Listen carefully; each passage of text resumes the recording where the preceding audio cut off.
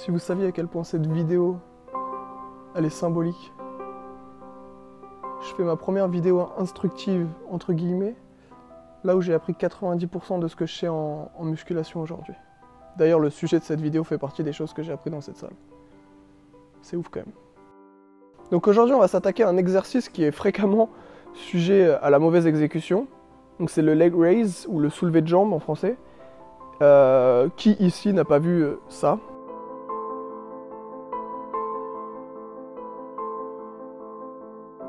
Avec l'exécution que je viens de vous montrer, c'est le psoas que vous allez travailler. C'est pas le grand droit. Donc c'est pas le muscle qui va faire en sorte que vous ayez des plaquettes de chocolat ou le six-pack. Enfin, bref, vous avez compris. J'insulte un peu les pro-anatomistes en disant ça, je sais bien, vous m'excuserez. Mais voilà, vous avez compris l'idée. Bref, on va faire un bref passage anatomique avec Arnold pour que vous compreniez bien où se situent les muscles, où s'insèrent ces muscles et leur physiologie. Donc le psoas va s'insérer sur les 4 premières vertèbres lombaires, donc sur les faces latérales des corps et des disques intervertébraux. Donc les disques intervertébraux, c'est ce qu'il y a entre les vertèbres, et les corps, c'est les vertèbres, les gros trucs osseux qu'il y a là. Ça va aussi s'insérer sur les 5 transverses lombaires, donc ça, ça, ça, ça et ça. Donc c'est des petites éminences osseuses qui sortent au niveau de mes doigts là. Le psoas va se terminer sur le petit trochanter, donc je ne sais pas si vous voyez bien, c'est la petite éminence osseuse ici, là, ici. Voilà, on voit là. Là, il y a une petite éminence osseuse, ça se termine ici sur ça. Donc sans trop rentrer dans les détails, l'insertion du grand droit, ça va être sur le 5e, 6e et 7e arc costal et le processus xiphoïde, donc c'est la petite pointe ici, en bas du sternum. Et donc un arc costal, si je ne l'ai pas précisé, mais un arc costal, c'est la côte plus le cartilage qui va rejoindre le sternum ici présent. Donc voilà, c'est un muscle vertical qui va rejoindre le pubis ici. Ça, c'est le pubis. Et donc le grand droit rejoint le pubis ici et ici. Donc face sup du pubis et de la symphyse. La symphyse, c'est ça là. C'est l'articulation qu'il y a ici. Donc le pubis, là où se termine le grand droit, c'est une des 3 parties de l'os iliaque, avec l'ilion en haut et l'ischion en bas et en arrière. Ici, quand vous vous asseyez, c'est sur la tubérosité ischiatique et c'est la partie principale de l'ischion. Je vous ai dit tout à l'heure de vous souvenir que sur le mouvement de contraction du psoas, l'os iliaque ne bougeait pas. Donc si l'iliaque est fixé, le pubis est fixé. Et si le pubis est fixé, la contraction du grand droit avec un point fixe tronc est impossible.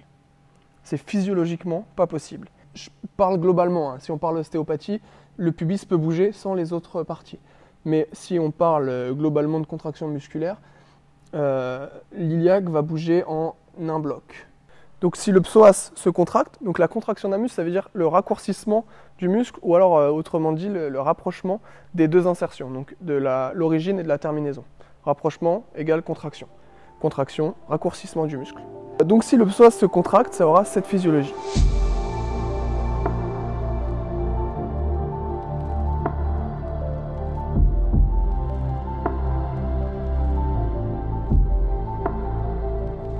Sur l'extrait que je viens de vous mettre, on voit très clairement que l'os iliaque, donc celui-ci là, donc quand vous mettez vos mains ici, vous sentez vos crêtes iliaques, donc la partie supérieure de l'os iliaque. On voit sur cet extrait qu'il est complètement immobile. Retenez bien cette information. Cet os-là, sur la contraction du psoas, est complètement immobile. Retenez bien.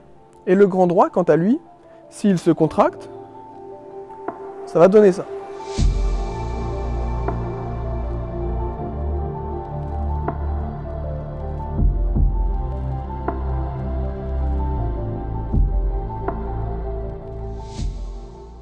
Ah ouais, les petits malins. On vous voit venir, hein, les si je rapproche mes épaules, il y a rapprochement des insertions, non? Eh ben non, parce que, pourquoi? Tout simplement, parce que c'est un exercice qui demande un point fixe tronc. Quand vous êtes suspendu à une barre, je sais pas si vous voyez la barre derrière, je suis pas sûr. Si vous êtes sur les coudes comme ça, on me voit pas, ça va pas du tout. Si vous êtes sur les coudes comme ça et que vous levez vos jambes, vous avez toujours un point fixe et ce sera toujours le tronc. Si vous êtes suspendu et que vous levez vos jambes, vous avez toujours un point fixe, ce sera le tronc.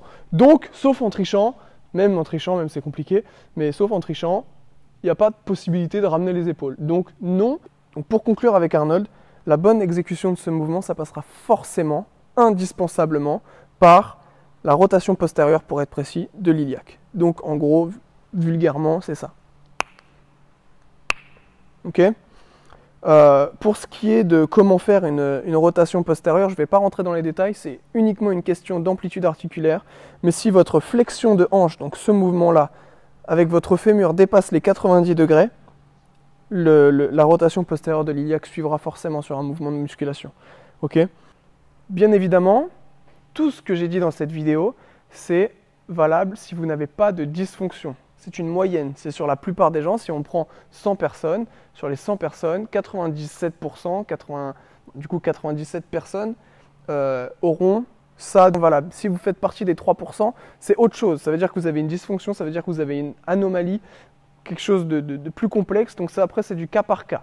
D'où l'intérêt d'avoir un coach compétent. On ne prend pas le premier influenceur qui s'est piqué 3 fois et qui se prétend coach de célébrité. Ok ? Voilà, vous avez toutes les connaissances nécessaires pour comprendre et bien exécuter ce mouvement.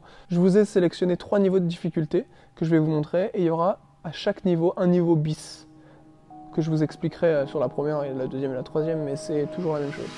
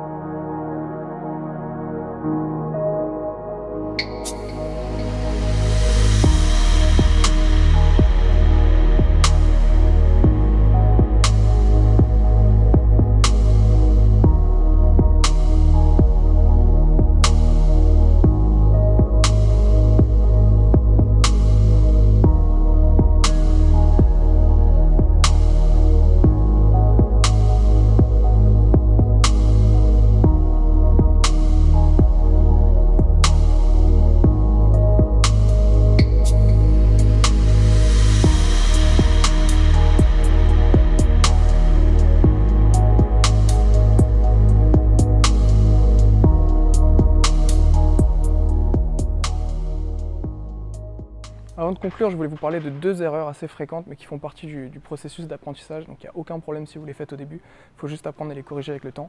La première, ça va être le balancer. Si vous vous balancez quand vous faites ces exercices, c'est que vous manquez de gainage. Il faut gainer de A à Z. Peu importe le niveau de difficulté, il faut être gainé de A à Z. La deuxième erreur, c'est de passer par la planche. Surtout sur le niveau 3, c'est là où vous allez le plus essayer de passer par la planche, parce que ça va faciliter le mouvement. Mais en gros, vous allez engager vos dorsaux. Donc si vous passez par la planche, vous engagez vos dorsaux. Voilà, la vidéo est terminée, j'espère qu'elle vous a plu, j'espère qu'elle vous a aidé et que vous avez compris tout ce que j'ai essayé de vous expliquer. Merci à tous ceux qui vont la partager, merci beaucoup, ceux qui aimeront, ceux qui commenteront. Dites-moi ce que vous en pensez, d'ailleurs, si vous n'êtes pas d'accord, si vous pensez que je me suis trompé sur quelque chose, il n'y a aucun problème, on peut en discuter dans les commentaires, j'ai pas la science infuse, loin de là. Si vous avez des incompréhensions, des idées de prochaines vidéos, vous aimeriez bien que j'explique anatomiquement, physiologiquement, tout ce que vous voulez, n'hésitez pas à m'en faire part. Ce sera avec grand plaisir que je ferai ça. Et puis tout simplement, on se retrouve très bientôt pour une nouvelle vidéo. Chapeau des familles, pocheton de shit, très important.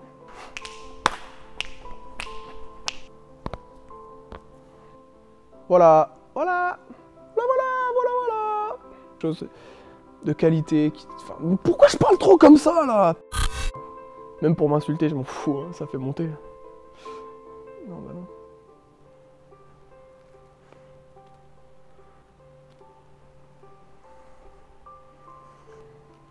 Merci beaucoup et à bientôt.